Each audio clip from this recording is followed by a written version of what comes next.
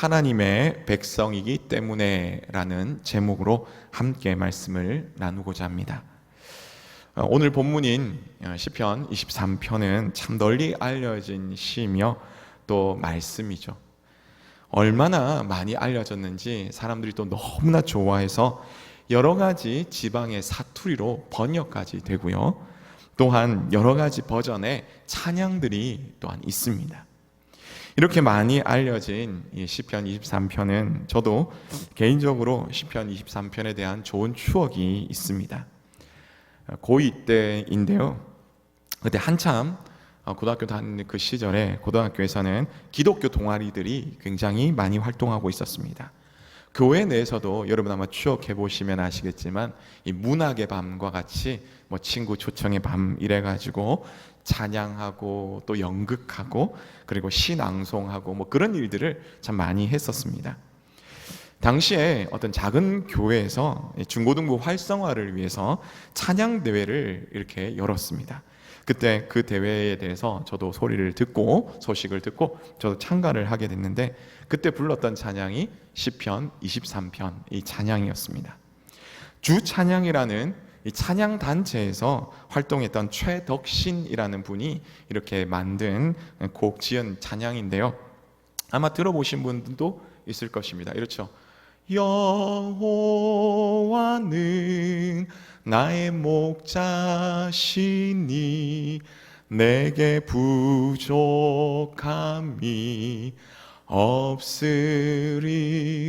없으리로다. 이렇게 나가는 찬양입니다. 네, 맞죠?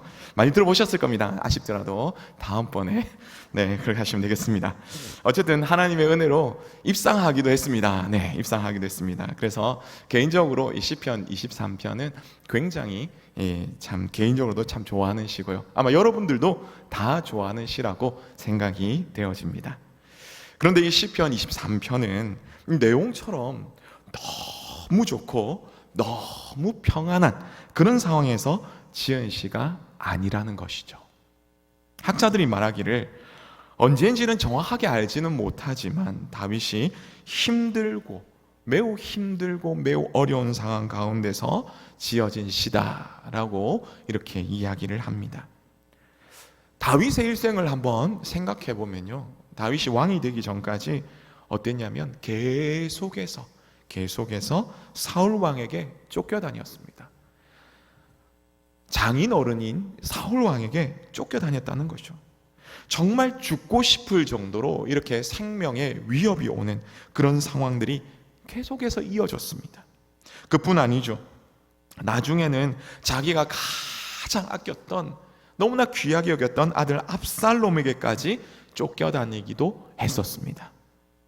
정말 힘든 상황이었지만 다윗은 하나님께서 자기 백성에게 주시는 평안을 내가 누리고 있다 라고 그렇게 시편 23편을 통해 고백하면서 하는 그런 노래가 바로 이 시편 23편입니다. 이러한 시편 23편에 대해서 단순히 시편 23편만 너무 좋아서 딱 독립해서 볼 수도 있습니다만 앞뒤로 22편과 24편을 함께 볼 수도 있죠. 이렇게 함께 본다면 그 뜻을 더욱더 깊이 알 수가 있는데요. 그러면 앞선 시편 22편에서는 그러면 무슨 내용이 있는가라고 한다면 시편 22편은 메시아에 관한 예언의 시입니다. 하지만 또한 탄식시이기도 하죠. 그래서 시편 22편 1절과 2절에서 이렇게 다윗은 탄식합니다.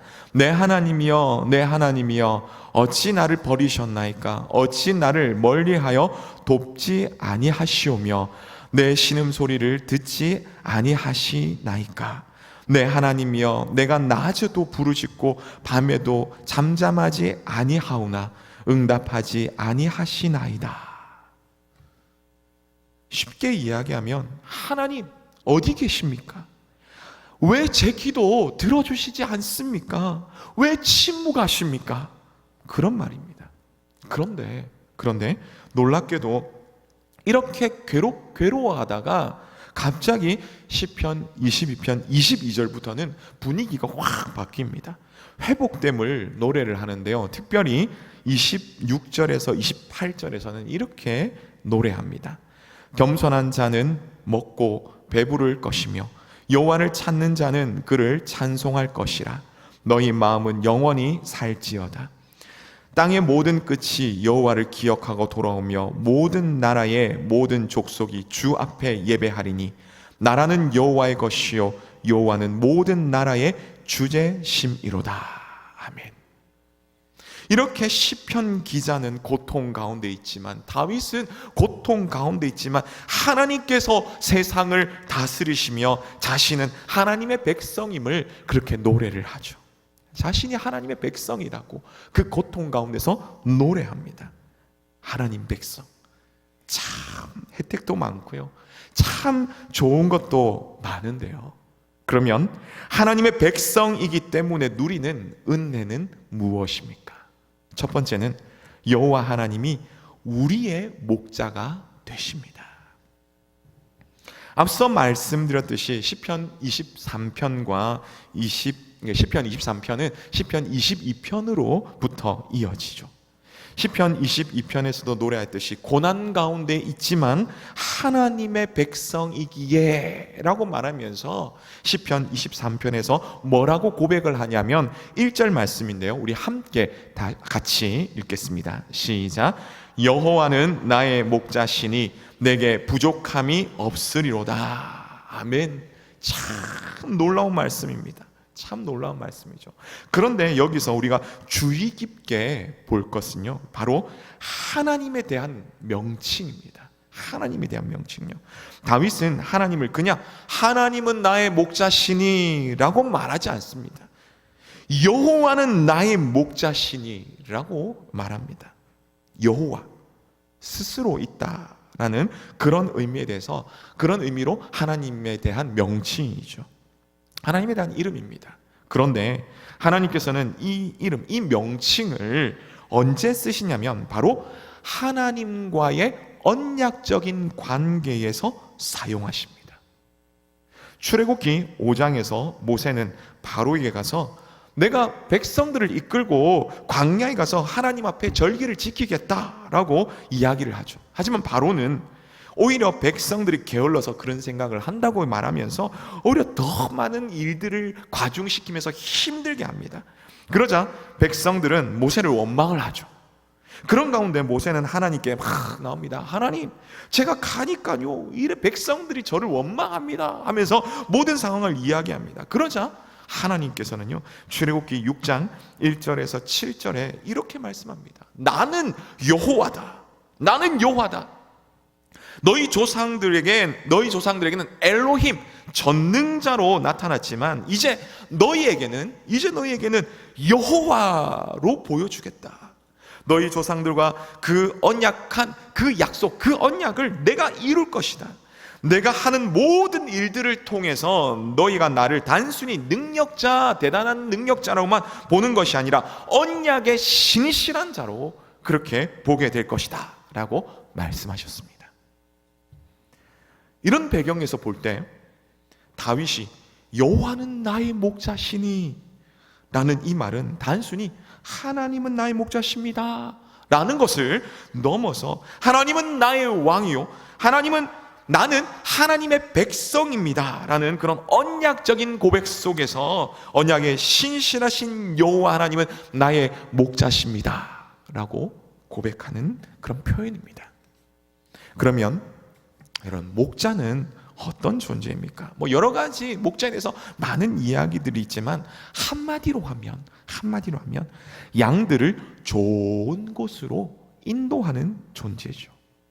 그래서 2절에서 말씀처럼 푸른 초장, 푸른 풀밭으로 이 목자는 양들을 인도합니다.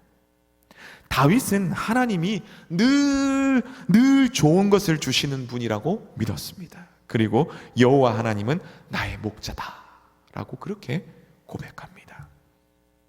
사랑하는 성도 여러분, 오늘 우리는 하나님에 대해서 어떤 고백을 하고 계십니까?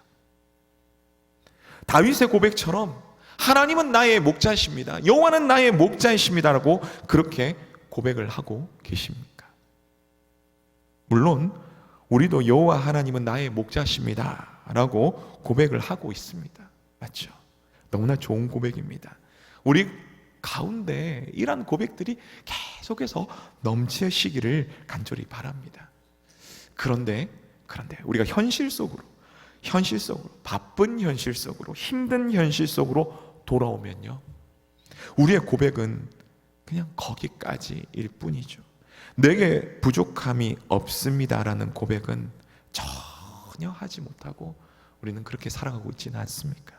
오히려 내게 부족함이 없다라는 고백보다는 하나님 너무 부족합니다, 하나님 너무 부족합니다, 채워주십시오, 하나님 좀 채워주십시오, 그렇게 말하며 살아가고 있지는 않습니까? 그럼에도 우리가 이렇게 하나님을 나의 목자라고 고백할 수 있는 것은 하나님의 구원의 은혜를 얻어서 우리가 하나님의 언약 속에서 하나님의 백성이 되었기 때문입니다. 하나님의 자녀가 되었기 때문입니다. 그래서 오늘 3절 말씀을 우리 함께 읽겠습니다. 시작. 내 영혼을 소생시키시고 자기 이름을 위하여 의의 길로 인도하시는 도다. 아멘. 내 영혼을 소생시키시고, 목자이신 하나님께서 우리의 영혼을 다시 살리시며 또한 본래의 집으로 돌아오게 하신다라고 말씀합니다. 그리고 그분의 이름, 그분의 약속 때문에 우리를 의의 길, 다시 말해서 예수님의 길로 이끄신다라고 말씀하고 있습니다. 조금 더 쉽게 말하면요, 여호와 하나님께서 목자가 되셔서 우리에게 좋은 것을 주시는데 무엇보다도 예수 그리스도를 통해서 우리의 영혼을 살리시며 예수님의 그 길로 가게 하신다라고 그렇게 말씀하는 것입니다. 그러므로 오늘 시편 23편의 말씀을 통해서 우리가 예수 그리스도를 통해서 하나님께 구원받은 하나님의 백성임을 다시 한번 생각하며 감사하며 살아가시는 우리 모두 되시기를 간절히 바랍니다. 그래서 어떤 어려움이 있더라도 내가 하나님의 자녀이기에, 내가 하나님을 목자로 부르기에 부족함이 없습니다, 내가 부족함이 없습니다라고 고백할 수 있는 우리 모두가 되시기를 간절히 바랍니다. 다음으로 하나님의 백성이기 때문에 누리는 은혜는 무엇입니까? 두 번째는 사망의 음침한 골짜기도 이겨내게 하십니다 입니다. 우리 4절 말씀을 우리 같이 함께 읽겠습니다. 시작. 내가 사망의 음침한 골짜기로 다닐지라도 해를 두려워하지 않을 것은 주께서 나와 함께 하심이라. 주의 지팡이와 막대기가 나를 안위하시나이다. 아멘. 우리 1절부터 3절까지 보면요, 너무 좋고 너무 평온하고 너무 좋은 그런 풍경을 보이죠. 그러다가 갑자기 4절에 와서는 분위기가 확 바뀝니다. 배경이 어떻게 바뀝니까? 푸른 초장, 쉴만한 물가에서 어디로 바뀝니까? 사망의 음침한 골짜기로 바뀌죠. 여기서 우리는 질문을 하나 던질 수가 있습니다. 아니, 목자는 양들을 위해서 좋은 곳으로 인도한다며, 그런데 왜 갑자기 사망의 음침한 골짜기가 나오지? 양들이라서 자기 마음대로 아무 때나 가다가 그렇게 막 사망의 음침한 골짜기로 가게 된 것일까? 라고 우리는 생각하게 되죠. 이런 의문의 정보를 사실은 좀 잘 찾을 수 없었지만 서울 3일교회를 담임하고 계시는 송태근 목사님의 설교를 들으면서 맞다 하면서 알게 되었습니다. 송태근 목사님의 목사님의 설교에 의하면요, 목자는 이 양들을 좋은 것을 먹이며 마시게 하기 위해서 정말 열심히 노력한다고 합니다. 그런데 양들을 먹이는데 이 양들이 어떻습니까? 먹성이 굉장히 좋습니다. 한 지역에 있으면요, 조금만 막 있으면요, 풀을 다 먹어 치웁니다. 그러면 먹을 것이 없어지지 않습니까? 목자는 이제 먹을 것이 어디 있는가 찾아다니면서 양들을 데리고 다시 맛있는 풀이 있는 이런 곳으로 이동한다고 하죠. 그런데 그 가운데 좋은 길만 있는 것이 아니라 높은 언덕과 가파른 골짜기를 지나야 할 때가 있다는 것이죠. 이때 목자와 양은요, 힘들지만 서로 아주 친밀해진다고 합니다. 양들 역시 목자를 떠나면 와, 이러면 죽는다라고 생각하면서 본능적으로 목자를 열심히 따라간다고 하는데요. 이런 과정들을 겪으면서 양들은 두 가지를 얻는다고 합니다. 첫 번째는 목자와 아주 친밀해지는 과정. 그리고 두 번째는 양들은요, 그런 힘든 사망의 음침한 골짜기를 다니면서 매우 강해진다고 합니다. 다리도 튼튼해지고요, 허리도 튼튼해지고요, 뭔가 굉장히 몸이 강해진다고 합니다. 여러분, 3절과 4절 이 사이에 이런 변화, 여러분 이런 이유가 있다는 것 여러분 이해하시겠죠? 자, 확인차 한번 질문을 드리겠습니다. 왜 사망의 음침한 골짜기가 나옵니까? 왜 그 길을 가야 합니까? 그것은요, 목자가 양들을 인도하니까 가야 하는 거죠. 그런데 목자가 왜 그 험한 길로 양들을 인도합니까? 양들을 고생시키려고요? 아닙니다. 오히려 양들에게 더 좋은 것을 주려고 데리고 가는데 그 길 가운데 사망의 음침한 골짜기가 있더라라는 거죠.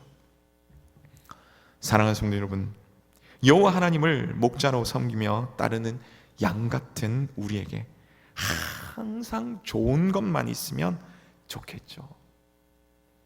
예수님을 믿으면 복 받는다, 행복한 삶을 살아간다, 네, 맞는 말입니다. 근데 우리가 현실로 돌아오면요, 어떻습니까? 그게 아니라는 것을 많이 느끼죠. 예수님을 믿고 있는 우리도 정말 그것이 아니라는 것을 뼈저리게 느끼며 살아갑니다. 사업가 직장 엄청 힘듭니다. 요즘같이 경기가 어려운 상황이라면 여러분 더더욱 힘들죠. 우리 주변에 어떻습니까? 아픈 사람들, 힘들어하는 사람들 너무 많습니다. 근심과 걱정 없는 세상에서 살고 싶은데 돌아서면 근심과 걱정입니다. 비록 이런 세상 속에서 살아가지만 우리 하나님은 이런 고난의 길을 가는데요, 어떻게 가시면 함께 가십니다. 함께 걸어가자, 함께 가자, 내가 목자로 널 인도해 줄게, 함께 가자, 좋은 곳 가는 거야, 지금 힘들지? 함께 가자, 그래도 내가 지켜줄게, 내가 너를 도와줄게, 그러니 걱정 마, 이 풍랑으로 인해서, 이 고난으로 인해서 내가 너와 함께 더 친해지고 너는 더 이 풍랑으로, 이 고난에서 더 튼튼해지고 너는 성장해 나갈 거야. 나는 그러긴 너가 그렇게 되길 바래. 하나님은 이 고난 속에서 우리에게 이렇게 말씀하시는데요, 비록 너무나 힘든 고난의 길을 가지만 그런 가운데서도 이렇게 말씀하시는 주님의 음성을 듣기를 간절히 소망합니다. 다윗은 이런 주님의 음성을 들으며 하나님을 보며 살았습니다. 다윗의 일생을 볼 때 사울 왕에게 늘 쫓기는 삶이었습니다. 쫓기다가 블레셋까지 갔습니다. 가드왕 아기스 앞에서 미친 사람처럼 침을 질질 흘리며 그렇게 행동하다가 가까스럽게 도망쳐 나왔습니다. 그렇게 살았죠. 사망의 음침한 골짜기를 다니면서 힘들어도 너무 힘들 때 그때 하나님을 원망해야 되지 않습니까? 그런데 오히려 하나님을 찬양했습니다. 그때 시가 시편 34편의 시가 바로 그런 찬양입니다. 왜 하나님을 찬양할 수 있었겠습니까? 환경보다 하나님의 그 언약을 붙들었기 때문입니다. 하나님의 말씀을 붙들었기 때문입니다. 오늘 우리도 다윗과 같이 하나님의 그 언약을 붙드시기를 바랍니다. 그래서 비록 고난의 길을 가지만 우리를 더 좋은 곳으로 인도하실 그 하나님을 바라보며 하나님과 더 친밀해지시고 영적으로 더 성장해 가시는, 그래서 믿음으로 승리하시는 우리 모두 되시기를 간절히 바랍니다. 마지막으로, 그러면 여호와 하나님을 나의 목자로 삼고 사망의 음침한 골짜기를 통과하면서 하나님의 백성이기 때문에 누리는 그 은혜는 무엇일까요? 마지막 세 번째는 하나님의 집으로 인도하십니다. 우리 5절과 6절을 함께 읽겠습니다. 시작. 주께서 내 원수의 목전에서 내게 상을 차려주시고 기름을 내 머리에 부으셨으니 내 잔이 넘치나이다. 내 평생의 선하심과 인자하심이 반드시 나를 따르리니 내가 여호와의 집에 영원히 살리로다. 아멘. 목자는 이제 사망의 음침한 골짜기를 지나서 더 좋은, 더 새로운 푸른 초장, 쉴만한 물가로 이렇게 양을 인도했습니다. 이에 대해서 시편 23편의 기자인 다윗은 여호와의 집이다, 여호와의 집이다, 다시 말해 본향이다, 본향이다 라고 말하고 있죠. 이 말인즉 나는 더 이상 나그네가 아니다, 영원히 정착하며 그곳에서 영원히 살 것이다 라고 말하고 있습니다. 그리고 그 목자의 사랑이 잠깐 있는 것이 아니라 평생토록 영원히 함께 한다고 그렇게 고백을 하고 있습니다. 그런데 5절에서 이러한 일이 있기 전에 뭔가 아주 급변하는 그런 장면이 있습니다. 뭐냐면요, 바로 원수의 목전에서 내게 상을 차려주신다라고 말씀을 하죠. 여러분, 이 말의 뜻이 무엇입니까? 전쟁에서 승리했다라는 말입니다. 그래서 전쟁에서 승리한 왕이 이제 잔치를 베풉니다. 패전한 적장과 적군들은요, 이 앞에 막 묶여가지고 무릎을 꿇고 비참하게 있습니다. 그런데 이 일에 대해서, 이런 상황에서 수고한, 이 전쟁에서 수고한 장군들을 부릅니다. 왕이 부릅니다. 이리 와서 내 상에 같이 하자, 함께 식사하자 하면서 왕이 왕의 식탁으로 부르는 것이죠. 바로 이러한 상황이 이 5절의 앞부분의 상황입니다. 그리고 기름을 붓는 것은 이 수고한 이 장군들을, 혹은 위대한 사람들에게 어떤 지위를 베풀어 줌을 뜻하죠. 그렇기 때문에 굉장히 기쁨이 넘치는 겁니다.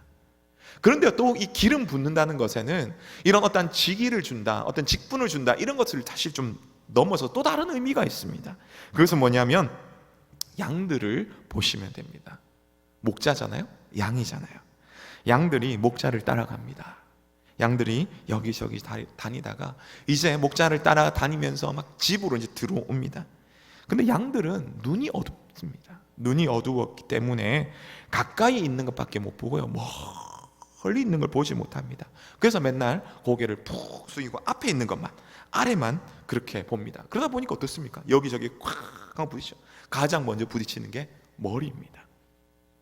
그래서 이 머리가 상처가 많이 난다라고 그렇게 말하고 있습니다. 그래서 기름을 바른다는 것은 이 상처나 머리에 탁 발라가지고 상처를 치료해 준다라는 그런 의미도 있습니다. 그래서 하나님께서는 수고한 우리에게 높여주실 뿐만 아니라 또한 아픈 부위를 막 치료해 주신다는 그런 말씀이 이 말씀입니다. 사랑하는 성도님 여러분, 다윗의 삶을 다시 한번 돌아봅시다. 다윗은 어땠습니까? 사무엘 하서에 보면요, 그 힘든 시간을 지나고 이제 헤브론의 왕이 됩니다. 하지만 여전히 지파들 간에 갈등이 있죠. 그렇게 7년 반 정도가 흘러갑니다. 그 다음에 이제 이스라엘 전체의 왕이 됩니다. 그렇게 되기까지 또 여전히 또 많은 어려움들이 있었지만, 그럼에도 불구하고 하나님께서 수고했다, 다윗아 수고했다 하면서 왕으로 세워주시죠. 그뿐만 아니라 그동안의 오랜 아픔과 슬픔도 하나님께서 위로해 주십니다. 그리고 어디로 인도하십니까? 하나님의 도성 예루살렘으로 다윗을 인도하십니다. 영원한 집이죠. 영원한 집이죠. 그러면 오늘 우리는 하나님께서 오늘 우리를 어디로 인도하실까요?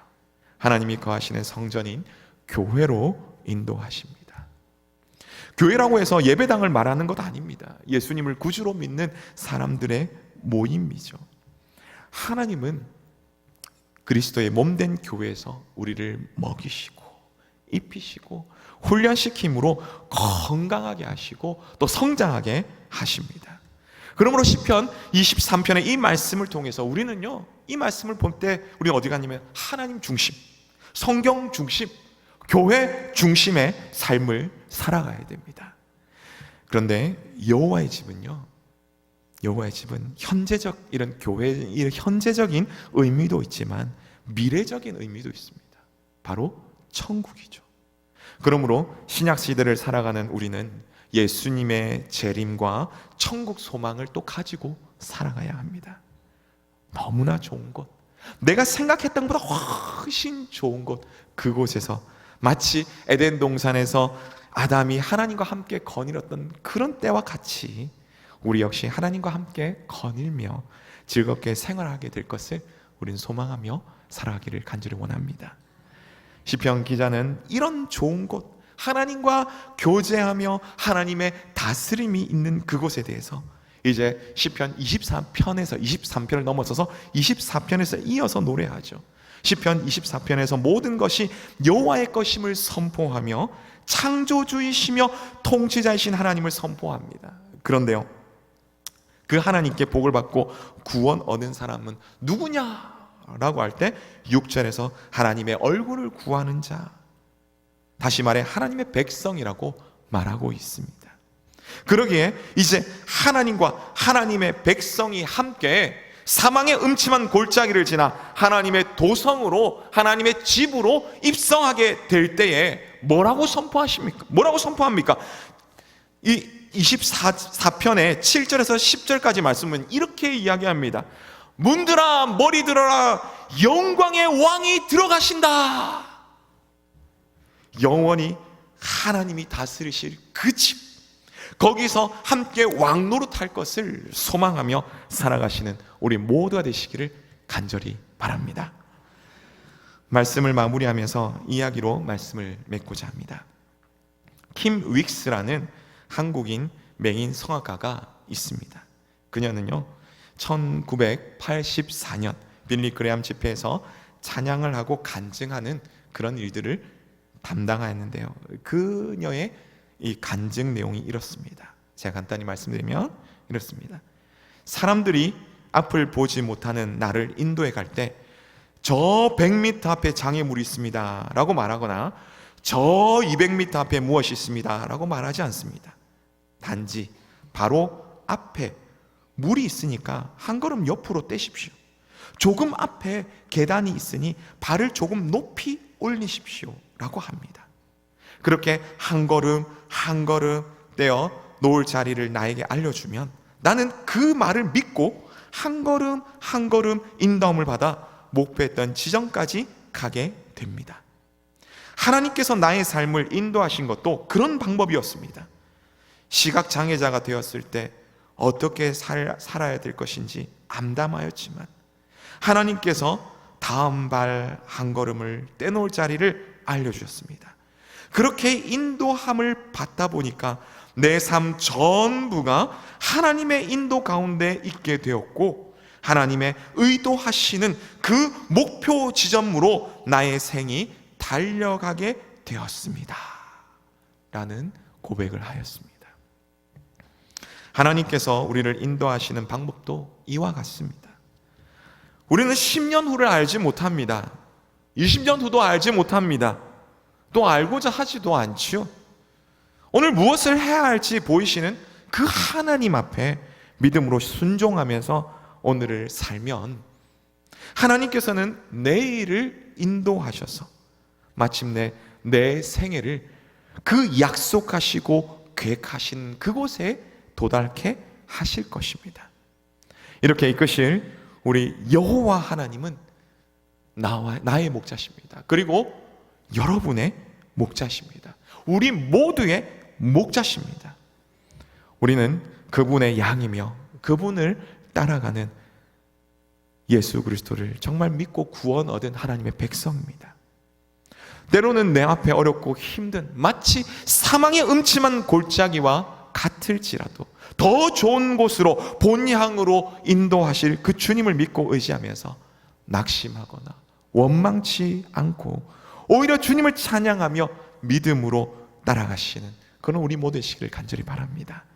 그래서 꼭 주님 바라보시며 믿음으로 승리하시는 우리 모두가 되시기를 주님의 이름으로 축복합니다.